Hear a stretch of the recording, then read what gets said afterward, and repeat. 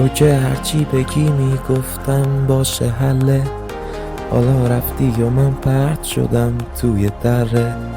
میدونی که دل من پر از غمه، نمیدونستم که انقدر ارزشت کمه. یه آسمون یه دره، یه بغض پشت خنده، یه قفس بی پرنده، یه آدم اما از جنس درنده. من شدم این، یه آدم که از همه شده زده.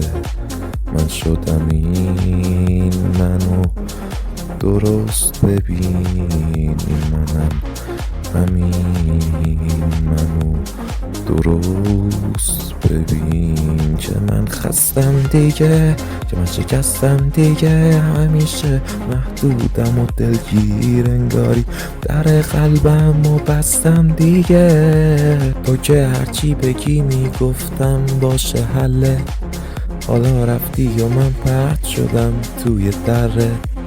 میدونی که دل من پر از غمه، نمیدونستم که انقدر ارزشت کمه.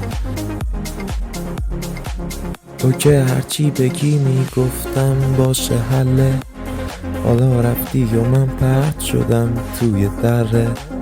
میدونی که دل من پر از غمه، نمیدونستم که انقدر ارزشت کمه.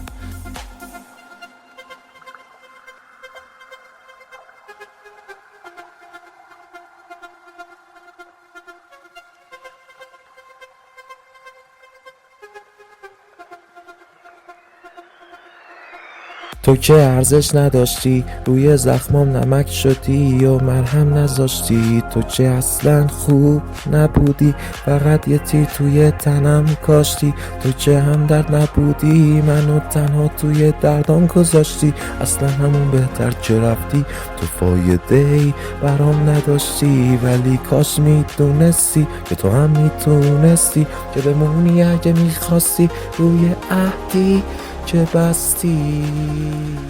تو که هرچی بگی میگفتم باشه حله، حالا رفتی و من پرت شدم توی دره. میدونی که دل من پر از غمه، نمیدونستم که انقدر ارزشت کمه. یه چیزی میگم بهت شاید خودت بدونی، که من عوض شدم ولی تو هنوز همونی. تو باید خوب اینو بدونی که اگه بخوای میتونی غما رو از خودت و من برونی. ولی حیف که تو هنوز همونی. منم این روزا دلم گرفته است، همش تنها میشینم یه جا حتی تو مهمونی.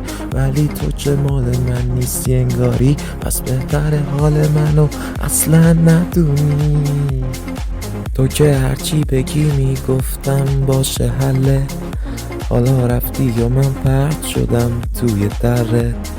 میدونی که دل من پر از غمه، نمیدونستم که انقدر ارزشت کمه. به نظر من آدم دو دستن، دسته ای که میبرنت به سمت قله و دسته ای که پرتت میکنن توی دره. پس باش تا باشم. روبک